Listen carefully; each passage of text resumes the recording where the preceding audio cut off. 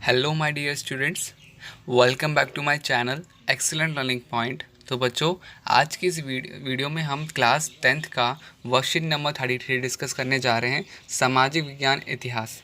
बच्चों, हमारा जो टॉपिक अभी वर्कशीट में चल रहा है वो यूरोप में राष्ट्रवाद। तो क्या होता है बच्चों, जब नेपोलियन हार जाता है तो फिर वापस से जो हमारा राष्ट्रवाद जो चल रहा होता है वो वापस से रूढ़िवाद बन जाता है। ठीक है, देखो क्या लिखा हुआ है। 1815 में नेपोलियन की हार के उपरांत यूरोप की सरकार का झुकाव पूर्ण रूढ़िवाद की तरफ बढ़ गया।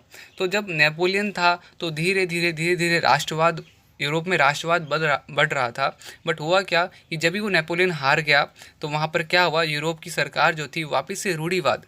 रूढ़िवाद क्या होता है बच्चों? एक ऐसी सोच जहाँ पर लोग रीति रिवाजों को ज़्यादा मानते हैं, परंपराओं को ज़्यादा मानते हैं, ठीक है, जात पात को ज़्यादा मानते हैं। तो बच्चों, ऐसी विचारधारा रखने वाले लोगों को रूढ़िवाद कहते हैं। ठीक है बच्चों, समझ में आ गया आपको रूढ़िवाद किसे कहते हैं? तो जो रीति रिवाज हो, परंपरा हो, या किसी भी जात पात जैसे चीज़ों पर अपनी ज़्यादा विचार रखते हैं। ठीक है, तो वैसी सोच पे लोग आ गए। ठीक है, रूढ़िवाद पे आ गए। तो उसी चीज़ों को लिखा हुआ है, अपनी राजनीतिक विचारधारा के अनुरूप रूढ़िवादियों ने स्थापित संस्थाओं, रीति रिवाजों, परंपरा को मान्यता दी एवं तीव्र परिवर्तन के स्थान पर क्रमिक विकास पर जोर दिया।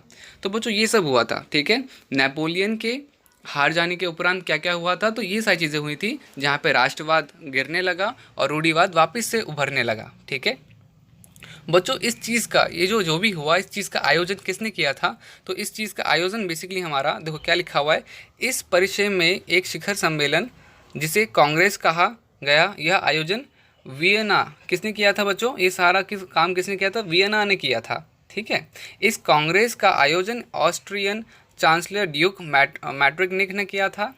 इस कांग्रेस में वियना संधि पर हस्ताक्षर किए गए हैं।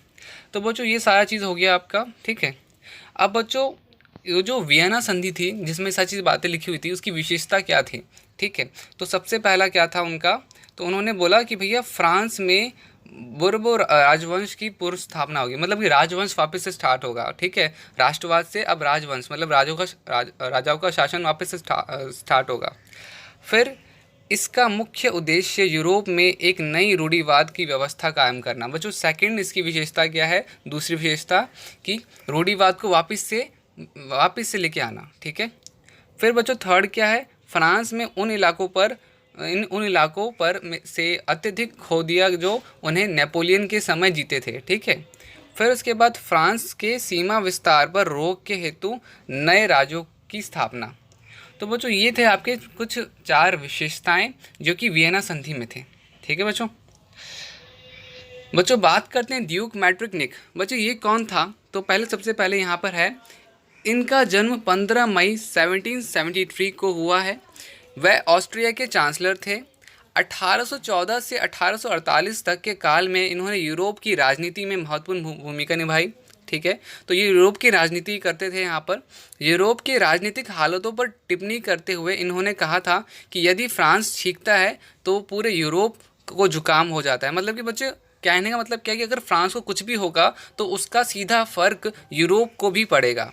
तो वियना संधि में इनकी महत्वपूर्ण भूमिका थी। इन्होंने जो वियना संधि बनाई थी तो इनका भी कुछ हाथ था उसमें। ठीक है, नेपोलियन युद्ध के उपरांत यूरोप की पूर्ण रचना एवं पुराने राजतंत्र की पूर्ण स्थापना में इन्होंने सक्रिय भूमिका दिखाई। तो बच्चों, रूढ़िवाद को वापस बढ़ाने में इनका भी हाथ था। ठीक है, अब आते हैं बच्चे आपका ज्यूसेपी मैत्सिनी। बच्चे, ये कौन थे? तो देखो, इनका जन्म 1807 में जेनोवा में हुआ था और कुछ समय पश्चात वह कार्बोनारी में गुप्त संगठन के सदस्य बन गए।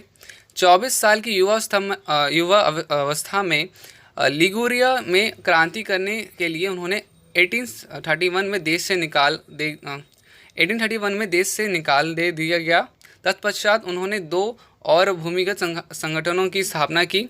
पहला था मर्सई में यंग इटली और दूसरा बर्न में यंग यूरोप। ठीक है, मैसिन द्वारा राजतंत्र का जोरदार विरोध एवं उनके प्रजातंत्री सपनों में रूढ़िवादियों के मन में भय भर दिया। मैट्रिक ने उसे हमारी सामाजिक व्यवस्था का सबसे खतरनाक दुश्मन बताया। तो बच्चों बेसिकली क्या था बच्चों, तो ये एक ऐसा पर्सन था जो कि आपका रूढ़िवाद के अगेंस्ट था, विरोध करता था, ठीक है। तो इस वजह से जो थे आपके मैट्रिक ने क्या बोला कि भाई ये ना बंदा बहुत खतरनाक है, ये हमारे सामाजिक व्यवस्था को नुकसान पहुंचा सकता है, तो ये हमारे सामाजिक व्यवस्था के लिए बहुत ज़्यादा खतरनाक दुश्मन है, ठीक है। तो ये थे बच्चों आपके आज की वर्कशीट। अब कुछ क्वेश्चन है। सबसे पहला क्वेश्चन है बच्चों, वियना संधि की प्रमुख विशेषताओं का वर्णन। बच्चों आपका उसका उत्तर कुछ इस तरह से लिखना है। वियना संधि का विशेषताएं जो हैं वो निम्नलिखित हैं, और निम्नलिखित करके आपको ये 4 पॉइंट्स लिखने हैं। पहला पॉइंट, दूसरा पॉइंट, तीसरा पॉइंट, चौथा पॉइंट, ठीक है। ये आपको फर्स्ट का आंसर है, ठीक है। ये आपका किसका आंसर है? क्वेश्चन नंबर फर्स्ट का। ओके बच्चों, फिर बच्चों सेकंड है आपका, मैटरनिक की भूमिका का वर्णन कीजिए। मैटरनिक की भूमिका, तो बच्चों यहाँ पे आपका क्या आंसर होगा? मैटरनिक कौन था और उसकी क्या भूमिका थी? तो आपका सेकंड आंसर ये होगा, ठीक है बच्चों। फिर थर्ड, मैटरनिक ने ज्यूपसी मैथसन को हमारी सामाजिक व्यवस्था का सबसे खतरनाक दुश्मन क्यों माना? तो मैंने आपको बताया था ना क्यों माना, क्योंकि ये जो बंदा था बच्चे, आपका ये जो पर्सन थे हमारे ज्यूपसी मैथसन, इनका मेन मोटिव था रूढ़िवाद को हटाना, और इसलिए उनको क्या बोला गया? खतरनाक और दुश्मन, ठीक है। तो ये आपको लिखना है थर्ड में आपको ये लिखना है। बस आंसर कुछ ऐसा लिखना कि जिप्सो मैसिनी का जन्म 1807 में जेनोवा में हुआ था। उसके बाद आप कंटिन्यू पूरा लिख लेना, ठीक है।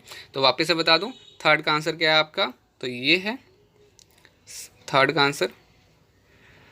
अब आते हैं बच्चों फोर्थ में, नेपोलियन युग के उपरांत यूरोप में क्या परिवर्तन हुए? तो बच्चों क्या था, जब तक नेपोलियन था तब तक तो राष्ट्रवाद था, और जब भी क्या कहते हैं नेपोलियन का युग खत्म हुआ, जब वो हार गया, तो फिर क्या हुआ? रूढ़िवाद वापस से स्टार्ट होने लगा। तो इसमें क्या लिखोगे? इसमें बच्चों आपको ये लिखना है,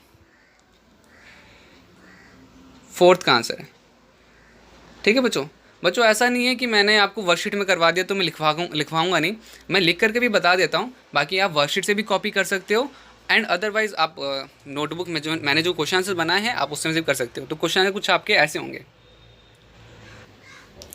तो बच्चों अगर आपको वर्कशीट में से उतारना है तो उतार लेना, अदरवाइज आप यहाँ से उतार सकते हो। प्रश्न 1 का पूरा उत्तर ये रहा, फिर प्रश्न 2 का उत्तर, फिर आपका प्रश्न 3, फिर बच्चों प्रश्न 4। तो मैंने बच्चों आपको कॉपी में जो मैंने बनाए थे वो भी बता दिए, वर्कशीट से भी ढूंढ के मैंने एग्जाम आपको निकाल के दे दिया। तो इतना ही था बच्चों आज की वीडियो में। अगर बच्चों वीडियो आपके लिए अच्छी हुई, आपके लिए यूज़फुल लगी और आपको अच्छी लगी, तो प्लीज़ वीडियो को लाइक, शेयर, कमेंट ज़रूर करना। एंड लास्ट एंड इंपॉर्टेंट चीज़ बच्चों, सब्सक्राइब ज़रूर करना, बिकॉज आपका सपोर्ट मुझे हमेशा मोटिवेट करता है ऐसी वीडियोज़ और बनाने के लिए। तो मिलते हैं नेक्स्ट वीडियो में, तब तक के लिए बाय बाय।